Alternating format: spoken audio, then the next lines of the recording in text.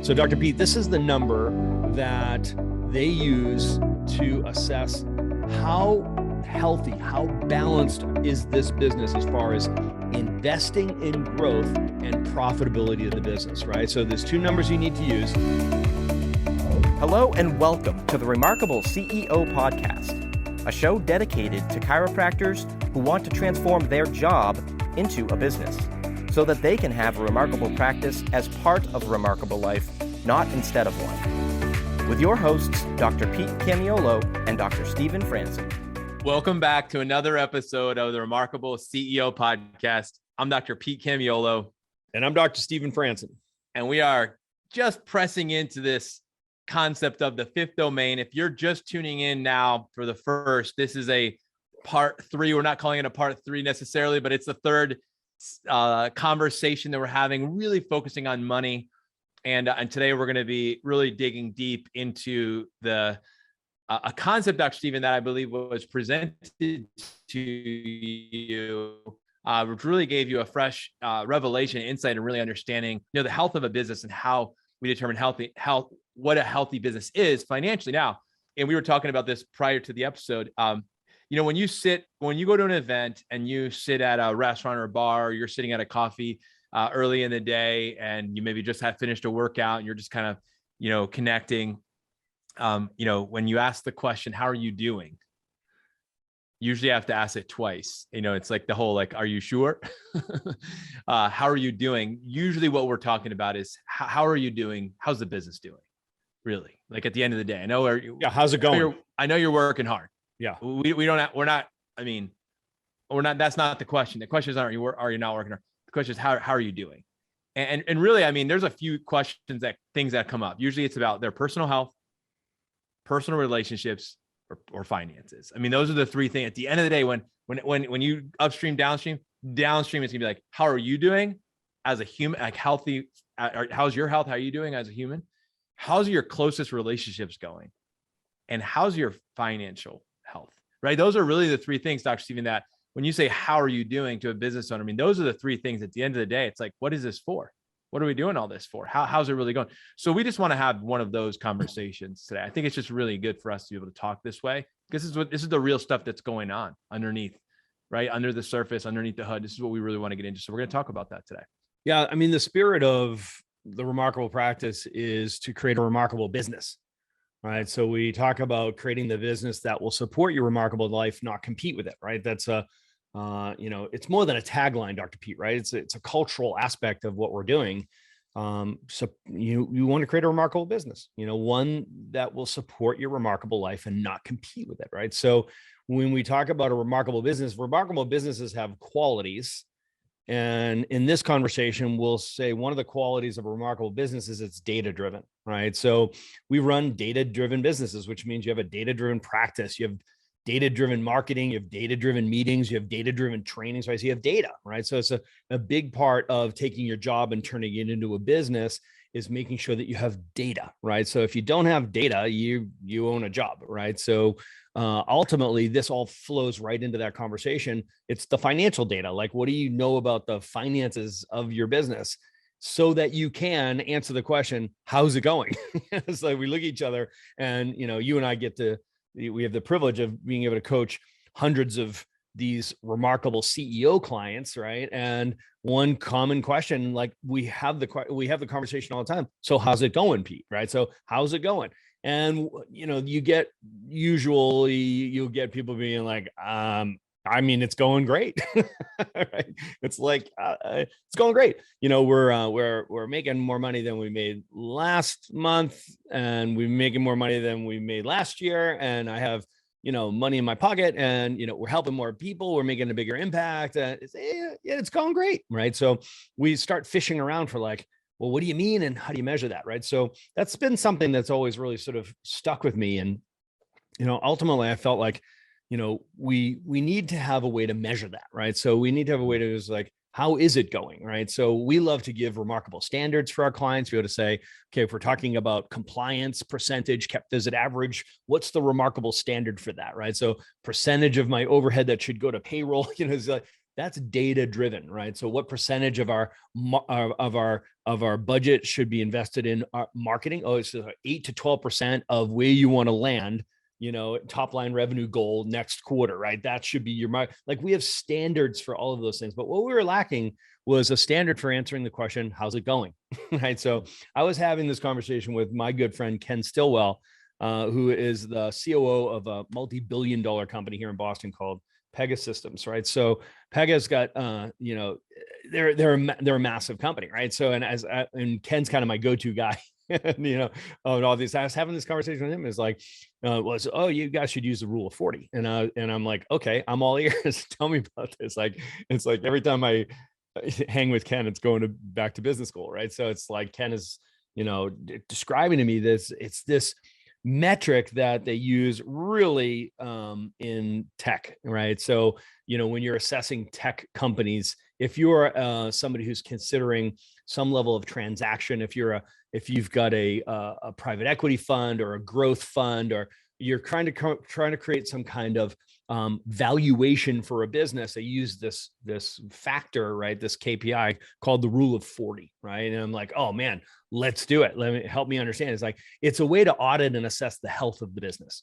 It's a way to audit and assess, man, is there a balance between the investment that they're making in growth and the profitability of the business, right? So this is one number that they use that says, this is a stable and successful business. I'm like, that's the number I'm looking for.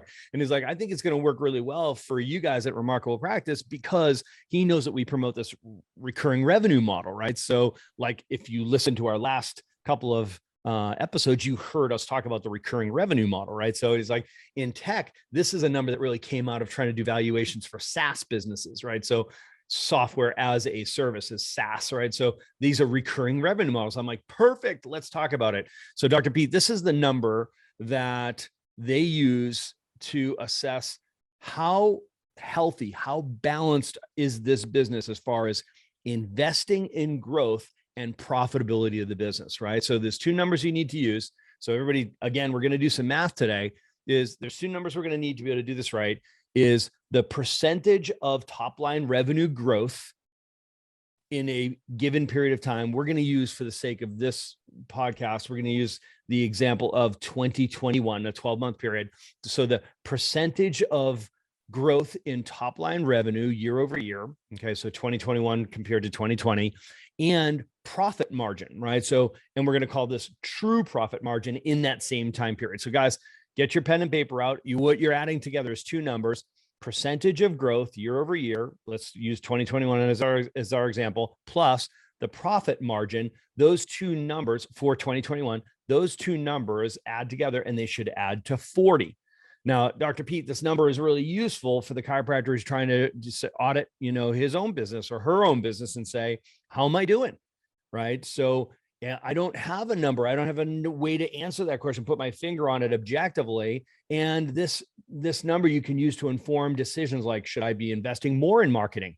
Should I be investing more in my team? Can I afford to bonus my team more? Can I afford to pay my associate doctor more or bonus them more? Really, Dr. Pete, this is all about informing the CEO so we can make better decisions financially so that we can manifest our own remarkable practice.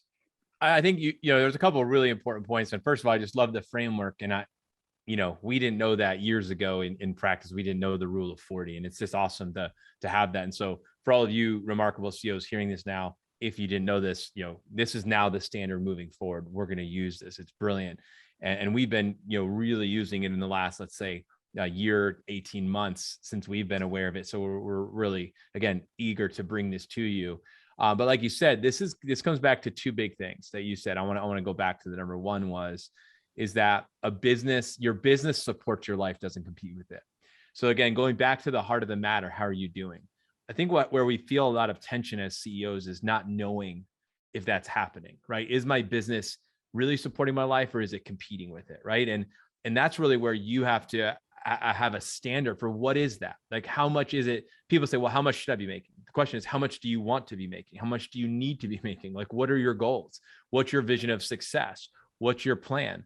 And so, and what does that number look like so that you can answer that question? Does your business support your remarkable life or compete with it? That's a way to arrive at that number. Yeah. And so this is, again, the root of this conversation. And so we would come into the conversation, let's say as a coach coming into saying, well, why would I work with you? Well, I need your help to help me get from where I am now to where I want to go next. And ultimately, okay, it's going to come back to a financial conversation. It always does. It comes back to, well, I want to be in this place financially by this date and time. Okay. So then we reverse engineer it back and we got to get there. So we're talking downstream and upstream KPIs right now. Downstream is going to be the rule of 40. It's that 40 percentile. What's upstream? We can go further upstream and look at this. So then when you think about, as you were talking about decision-making, so let's say going back to a series we did recently about the associate doctor. Hey, should I be bringing on an associate doctor right now? I don't know. Let's look at the business. Let's look at how your business is doing right now. We talked about in the previous episode, scaling up. It's like, well, I'm scaling my practice.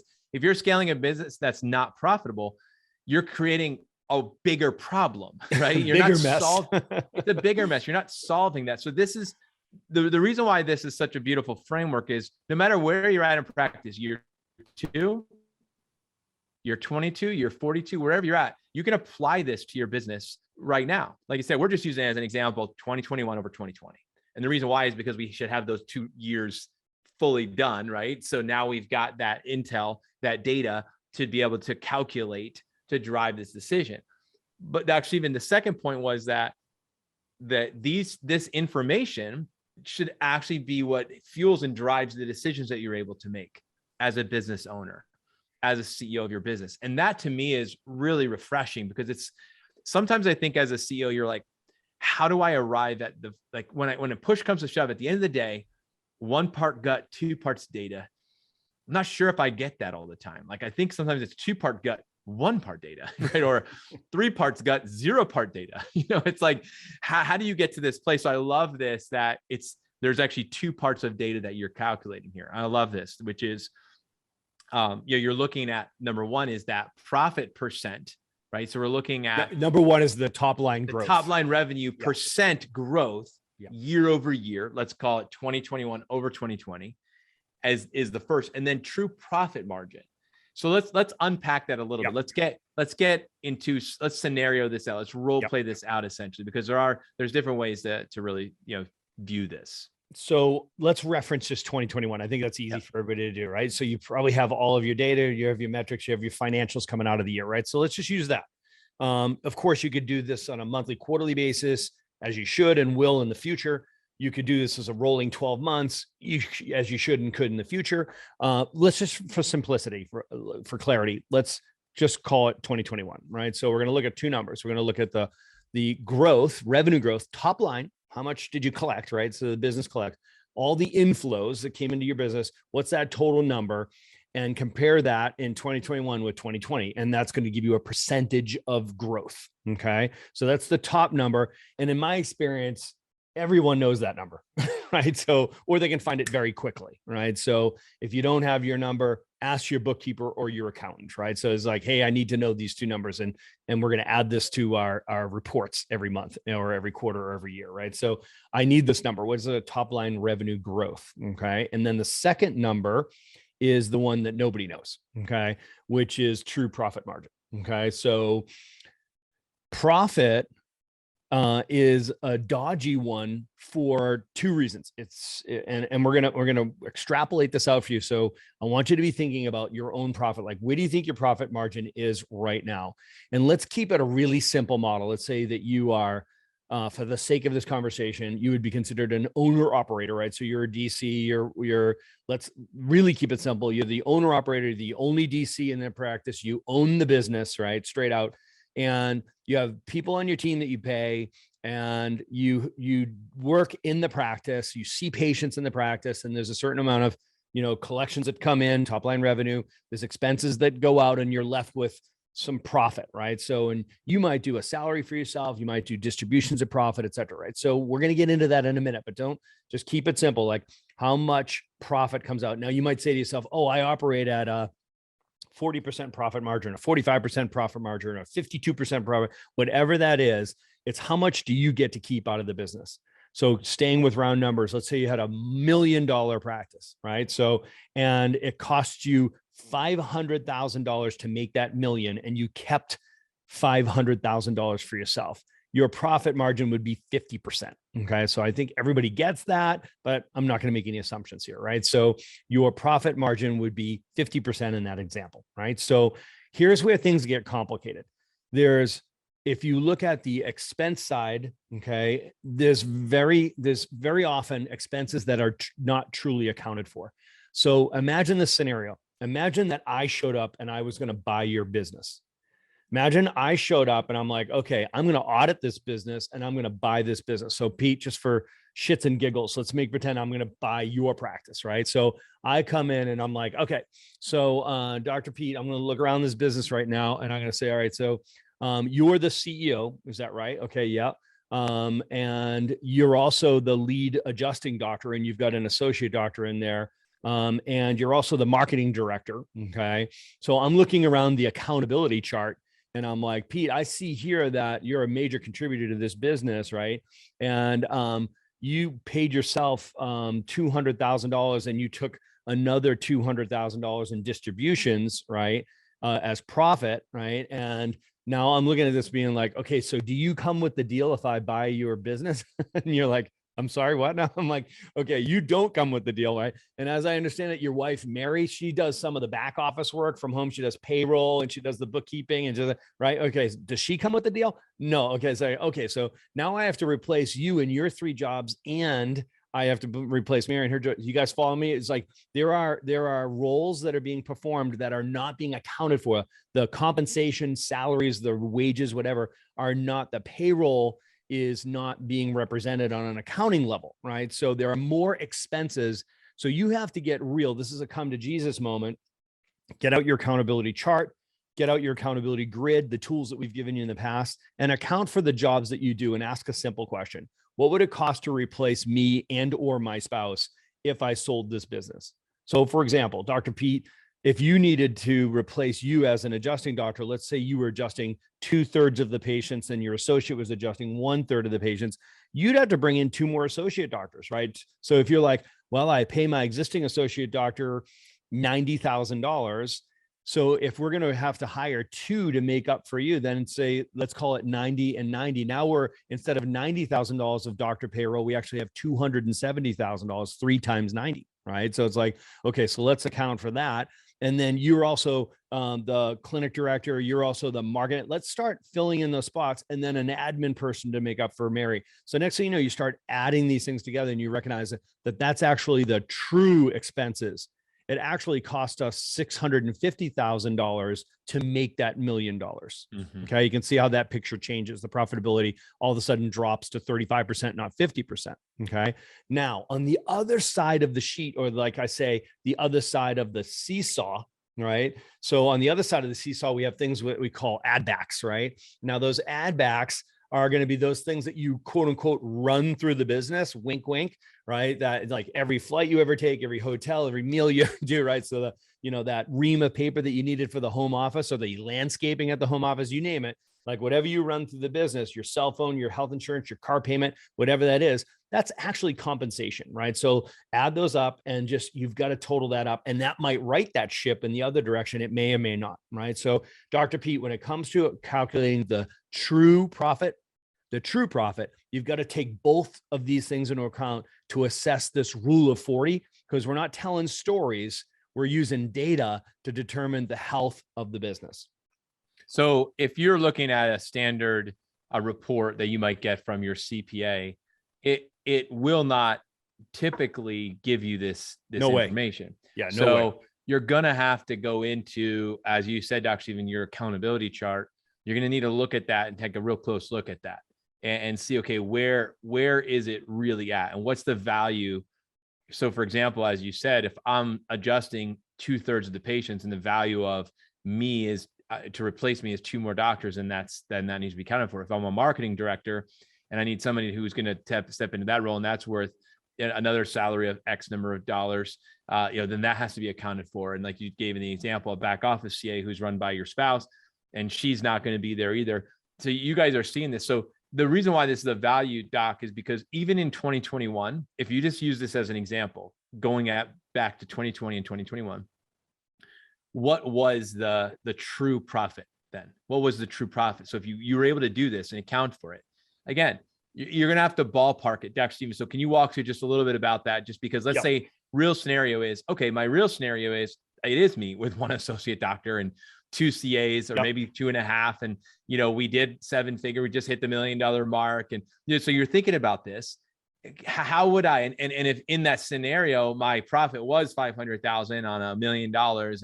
But realistically, now that you said all that, actually, I'm kind of feeling like I'm not sure what it should be now. Right. So that's real and raw, right? So, and you're probably going to land somewhere in a place where your profit will be, once you account for all those roles, like legit. And guys, remember, this is an exercise in bookkeeping to audit and assess your business so you can make CEO decisions. We're having a bookkeeping conversation here right now. We're not having a taxation accounting conversation right now. This is not an accounting conversation. This is a leadership conversation when it comes to financial leadership. Okay. So you want to be able to have a perspective on your business that says, let's really represent this business so I can make my decisions accordingly. Right. So we're not, a separate and distinct conversation is taxation. Okay. Right. That is not this conversation. And by the way, we're not talking about any funny business on any level.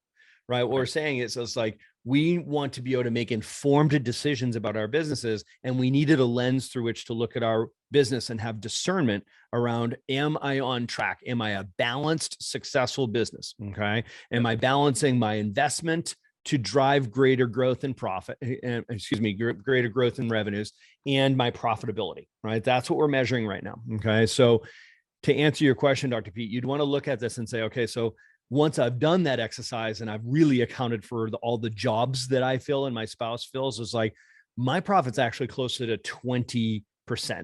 Okay. Or let's say it's my profit's 25%. Okay. And you look at your growth and you say, my growth year over year, 2021 versus 2020 was 15%.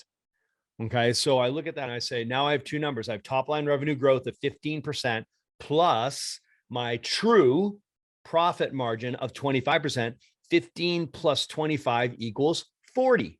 This is the rule of 40. That's where we want to be. We want to be able to say we've invested to create growth and we've protected the profitability of this business. And we've come out with this balanced, healthy state of a business at 40%. Okay. So top line revenue growth was 15% year over year.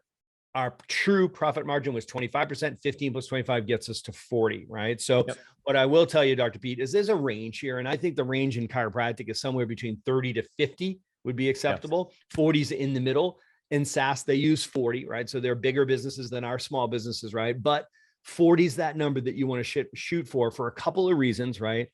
The questions I get is, well, what if I'm dipping below 30? I'm telling you right now, you're imbalanced. You're out of balance, right? So you're subluxated.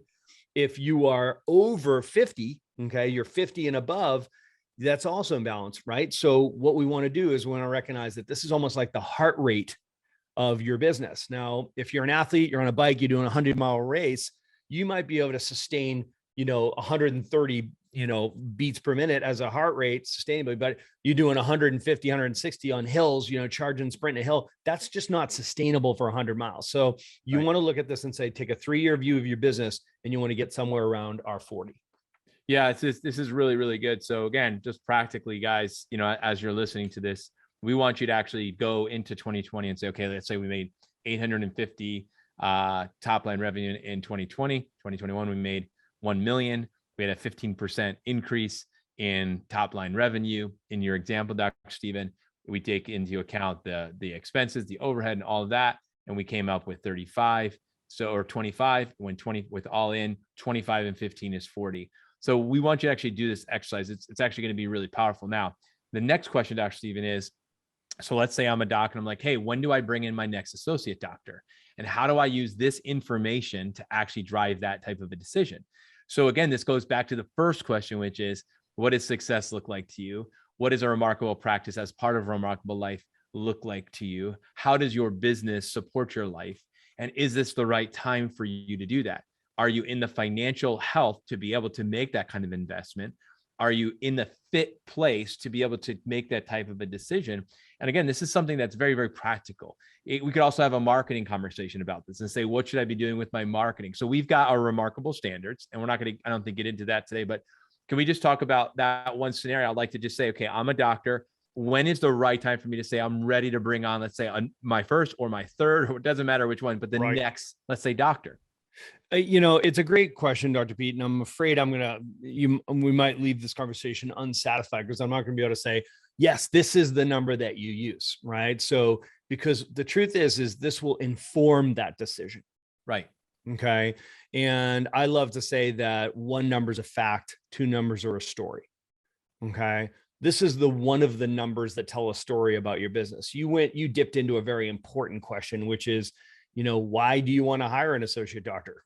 And so what are you trying to accomplish? Like, if your question directly to me is like, does that number say when? It will inform that decision if your practice is ready financially, if it is stable and it's balanced, and you're in a position now where, yes, you could take on an associate, or yes, you could add another associate, or it may inform other decisions like, can I afford to market more? Can I afford to pay my team more? Can I afford to bonus my team or myself more? Right. So it's like, it really fleshes out all of those conversations. So Dr. Pete, it always comes back to, I don't know, what are you trying to accomplish? Yeah. And so again, just having this conversation with many of you, offline, off of the podcast line, you got to look at it and say, okay, year one, you make an investment, $90,000 in this scenario. You might say, well, next year, 2022 versus 2021, if I spend another $90,000 in overhead and we still made about the same, or maybe just a little bit more. All things stay constant. Yeah. My profit, my top line revenue dropped pretty significantly as a percentage. So now I went from 40 down to 31% or 32. And you're like, am I a bad business person? You're not, because you have to have a 3-year runway. You have to have a vision for where you're going. That's what I was driving at, is you got to be able to see beyond, and knowing you're going to have years where you're investing more, and then you're going to have other years. It's like the sowing and reaping proverb of that. It's just it's a law, right? And so when you're making decisions as a business, you really want to be able to have a vision for what it is that you're creating, and knowing that there's going to be a runway, and there's going to be some years where maybe the profit as a percentage or top line revenue percent was not the same, but you knew that. You consciously made that decision knowing, I'm going to produce a 3x multiple on that investment in the next 3 years. That's right. And that's really the goal. So now our profit as a percent, our rule of 40, we're actually back in 24 months, and then maybe even ahead. And now we have to solve that problem with, what do we do with greater than 50% profit, with a rule of 40. Now we come back and we say, okay, do we reinvest with another associate doctor, or what's the next decision that we make from there? Comes back to vision story, comes back to these things. So I think this is a really important conversation, that we get to use data to make decisions. We get to have these types of conversations as business owners. We should be having this conversation. It's the right conversation to have, driving remarkable decisions and driving remarkable business. This is a data point, a critically important data point. Like you said, a way downstream data point, right? That gives us a perspective.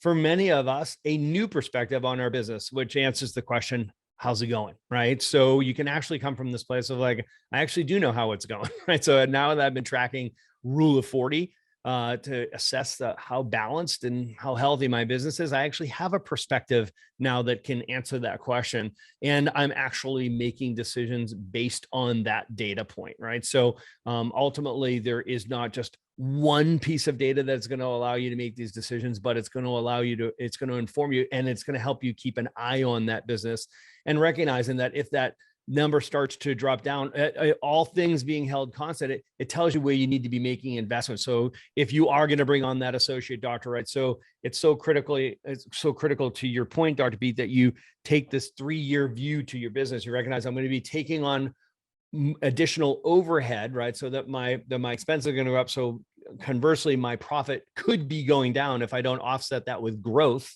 right? That's why this is a balancing act between these two things.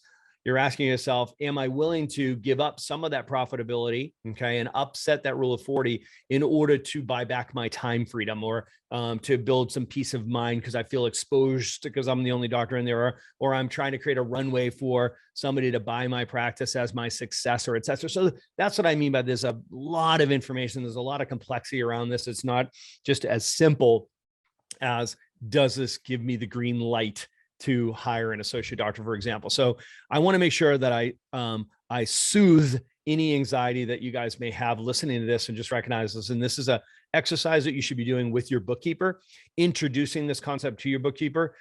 Heck, make your bookkeeper listen to this podcast and make them listen to they should be anyway. They should understand your business, and we can help them understand your business better. Right. And then just recognize that, as an owner, as an owner of your business, you get paid 3 ways.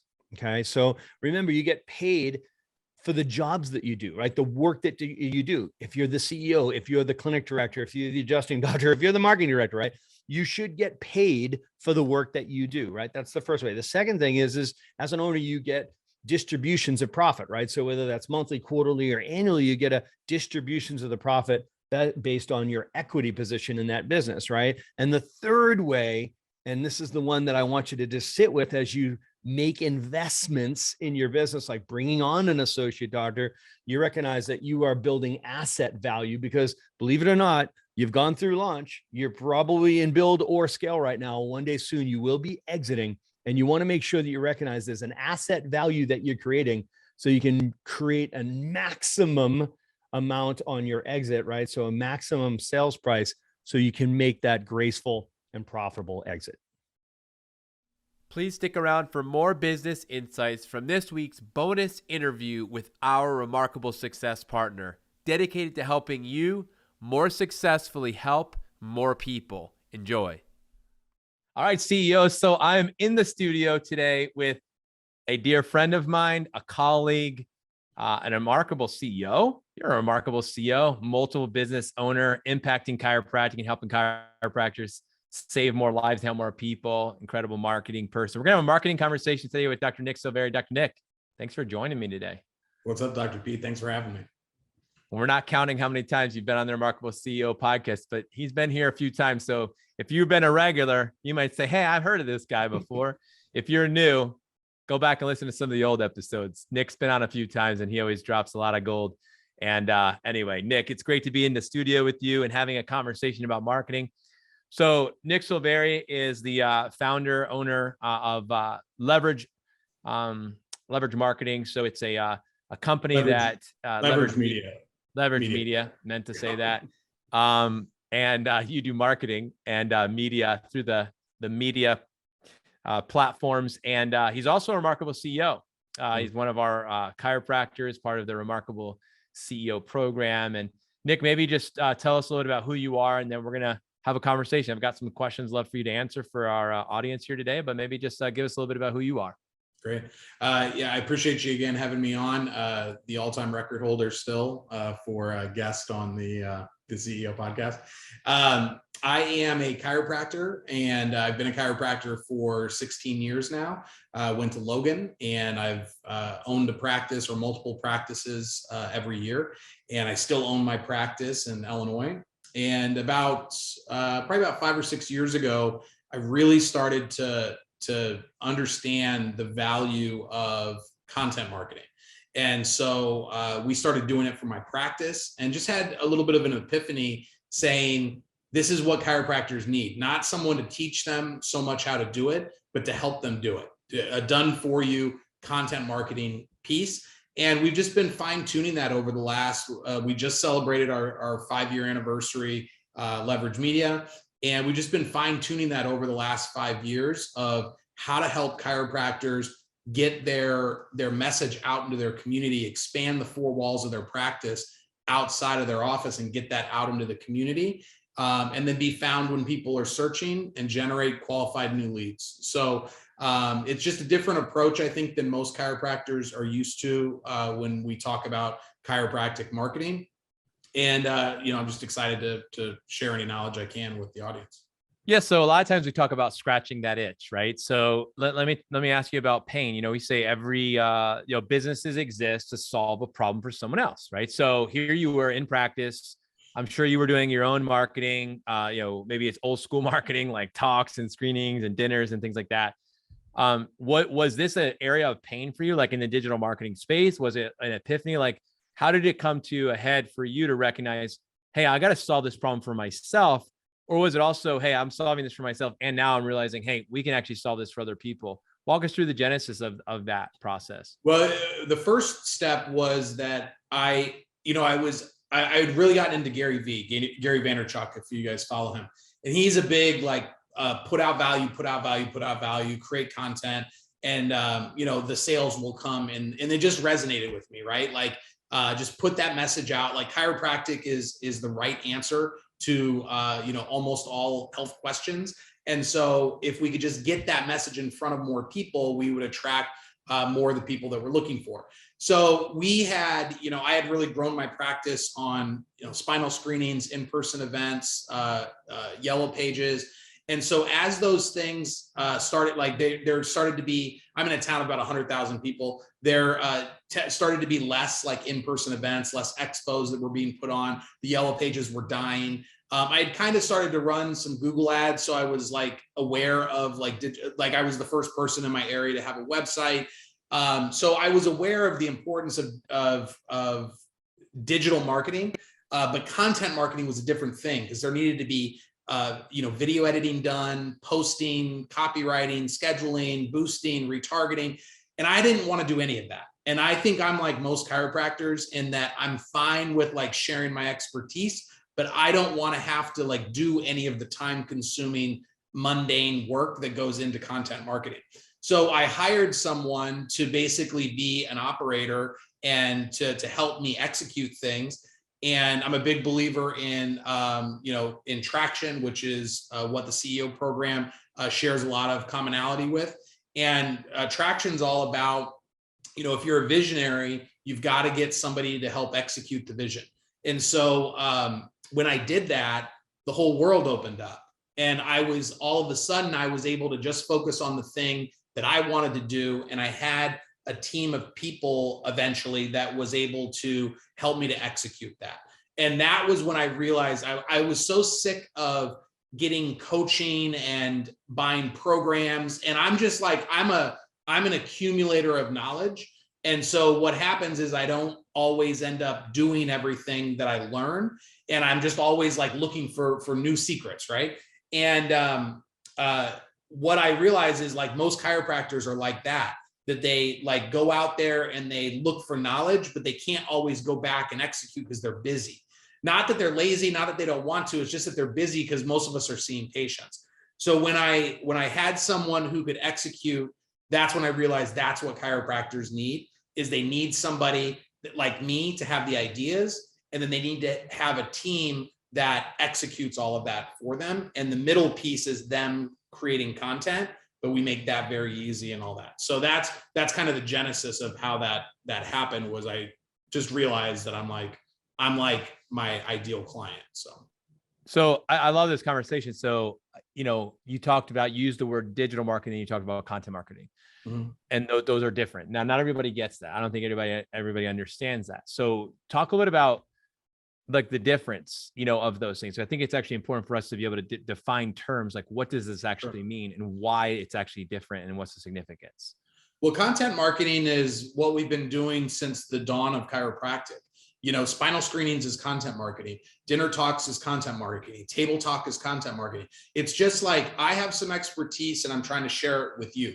Digital marketing is the platforms on the internet that exist: SEO, Facebook, TikTok, Instagram, LinkedIn, Twitter, YouTube, your Google My Business listing. All these things are just ways. The same way the yellow pages was the old school version of Google Ads. Somebody went to the chiropractic section, they were going to call somebody. When they type in a search like chiropractor near me, they're going to pick somebody. So you need to be everywhere possible for them to pick you. Facebook is no different than, a home and garden show. It's just digitally and it's 24/7. So digital marketing just allows us to do it at scale. Whereas before you had to gather 30 people in a room, or you had to go give up a Saturday to go do a spinal screening. So this allows us to get that message that we usually only share with our patients out into a community that we're trying to influence. So we talk a lot about, and you happen to name your company this, but we talk about leverage. So you talked about the busy doctor, or the doctor who wants to be busier. Let's call them that too, because sometimes that's an issue. But they want to grow their business, right? They want to make a bigger income. They want to make a bigger impact. They ultimately want to, have a more remarkable business, and but they want to use leverage. So I want you to, share, because you talked about yourself as you solved the problem for somebody like you, and you realize, hey, my profession is filled with people just like me. Talk about that. Like how do we reach more people? Like, obviously marketing is a great way to reach more people, but specifically doing it the way that you guys do it. So in terms of like how the like client doctor can leverage our services and leverage content marketing in general, I always say this, and this is like humbly saying this, that there are probably not more than 5 people in the world that know more about chiropractic marketing than I do.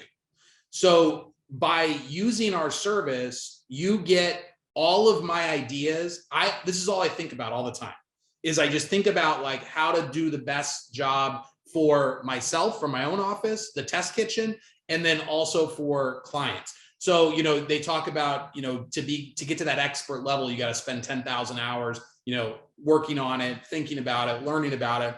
And I've spent those 10,000 hours on chiropractic marketing. And because I'm just kind of like, I love it, that it just is, I'm always doing it. I'm never like resting on our laurels. What we do now is very different than what we did 5 years ago. So as a client, you get one-on-one coaching with me on what your content should be about. And you get my just never ending like idea stream of like, here's what we should be doing to help move people forward. Then you get to leverage my team, who are all experts at what they do, whether it's video editing or copywriting or the paid ad side of it. Like, we're just really, really good at this because it's what they do every single day, and we only serve chiropractors, and that's all we focus on, right? So you get to leverage my visionary abilities, and you get to leverage their execution abilities, because they do things much better than I would ever be able to do them, right? But more importantly is you get to leverage your expertise.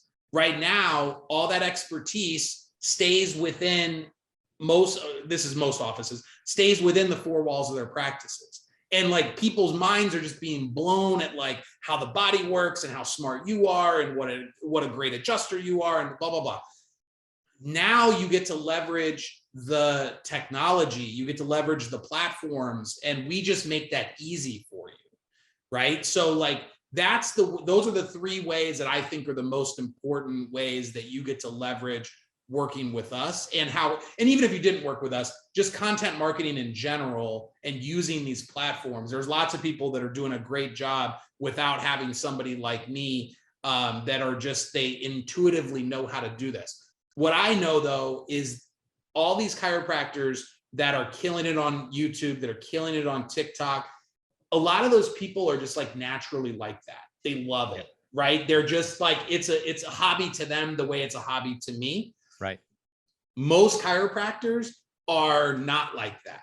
They're never going to spend the time. They don't have the personality to really like become like a national figure and be able to compete against these people that naturally can do it. So I have a strategy and I have a structure that works regardless of how charismatic you are, right? Like, I love all of our clients, but there's definitely a scale from the most charismatic to the least charismatic client. And I need something that's going to work for all of them, not just the top 1% that are born to be TikTok stars. Wow. Yeah. Super powerful. And I think today more than ever, we're realizing that, like you said, with TikTok coming on and these reels and everything is about not only just having an Instagram post, now it's Instagram TV and it's your YouTube channel. I mean, it's really becoming like everybody's their own kind of like little personality and star. And, just knowing many clients who we work with, who also work with you, who you are helping, knowing that, hey, you're helping them be able to do that in a way where a lot of them might, like you said, not naturally be doing that on their own, but with you and your support and the program, they're able to do that. So last questions in regards to return on investment. So we always talk about ROI, this as being in the CEO program. We talk about how you can use your money to buy someone else's time, energy, and focus.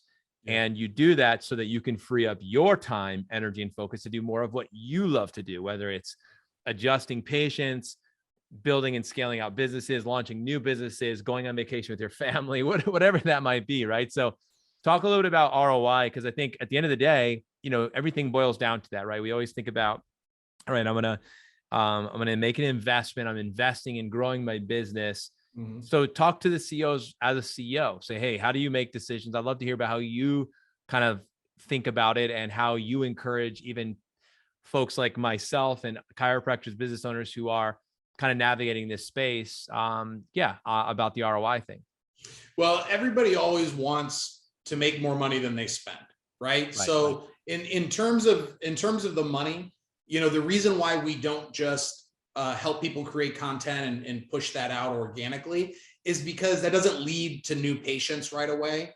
And every chiropractor I've talked to, no matter how successful they are, no matter how many new patients they have coming in right now, they always want more new patients. They always want more money, right? And I get that. That's the nature of a business. So, it's not that we are just doing content marketing. We do the lead generation as well. I think we're the best in the world at doing Google ads for chiropractors, Facebook and Instagram ads, putting offers out there, inviting people to events in the office, doing lunch and learn, whatever it is that you're doing in the practice. We're going to use those attention-based platforms to help you promote that more. Most of the times that's a new patient special for chiropractic, but it could be any service that you do in the practice or anything else that you got going on. So we're very boutique in that manner, in that I'm not going to try to force you into a $21 new patient special because I already have that built. I'm going to try to help you promote the thing that you want to promote. So those things, paid advertising is going to help you get more people in and close more cases that lead to more dollars than you spend. So the ROI in terms of the money, we've got clients that probably get a 10x return, others that are closer to 2 to 1, 3 to 1. But it's about we have to have that paid advertising side of it to generate people through the door, or you're not going to be happy short term or long term. In terms of the time and the energy, that's the part where I'm like, it's hard to even explain how much of an ROI there is on that, because like I said earlier, you're never going to get to the level that I am in terms of understanding how all these things work together and staying kind of on the cutting edge of the new things. You would have to not be a chiropractor to spend as much time on it as I do. So if you're a chiropractor, I'm not saying it's impossible, but 99.999% of the people are never going to get to this level of understanding of the different nuances of it. The time, what my team does and what I do for our clients, I don't even know how long that would take. If you say you hired some, Gen Z to help you run social media, which is what everyone thinks that they need to do in terms of their social media presence is, I hired a young girl who knows how to use Instagram and TikTok, having no idea how to do anything in terms of strategy or how to promote a chiropractic office. The amount of time that they would have to spend to do all of the things that we do for you, it's hard to even really quantify. So the way that I look at it and the way that I talk to my team about it is, we are basically the digital marketing department of every office that we have as a client. And I want them to think of it that way, is we are an employee, we're an expense on the P&L that they see every month. So it's I want them to feel good about, how you feel good about paying that best employee, that person you're just I can't believe that I get so much value out of this one person and I only have to pay them this much. I want them to think about that every time that our monthly fee comes out, because they think of us as part of the team. And I want them to have that same mindset, and just being able to do things that you could never get done out of one person.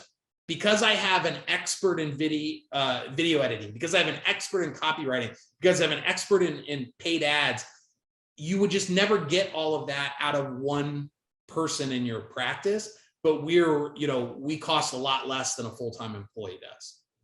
So you talked about a lot of things, a lot of ROI right there. And one of the things I love that you talked about is, we're on your team. So put us on your accountability chart kind of thing. Right. Well, what I love about Leverage and Nick and your team is that you guys are part of our family. You're part of the Remarkable family. That's why, you're here and you've been a returning guest on our program, is because we love what you do. We love the wisdom and knowledge that you bring to our space, to our industry, to help our chiropractors become less obscure, put them in a position where they can be in front of their audience, be the experts, and put out incredible content, bring more people in, save more lives.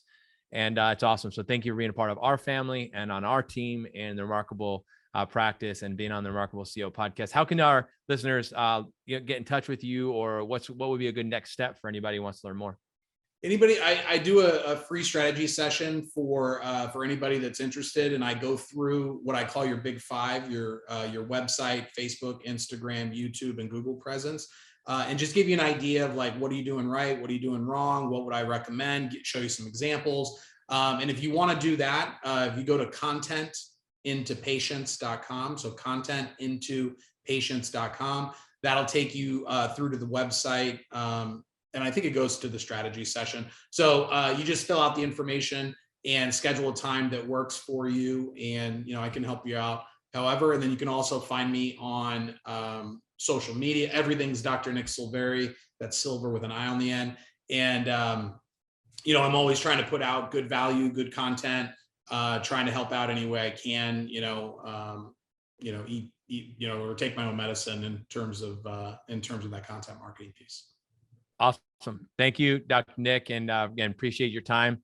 For all of you who are listening, we appreciate you as well. Thanks for being part of our show. And I look forward to joining you next week on our podcast. Until then, God bless. Have a great week. Thanks for listening to this episode of the Remarkable CEO podcast. Remember, what the world needs now is chiropractic. And what chiropractic needs now is more successful chiropractors. If you like this podcast, please subscribe, share with a friend, and leave us a review. And if you'd like to connect with us personally, direct message us on Facebook, LinkedIn, or Instagram. Now go and be remarkable.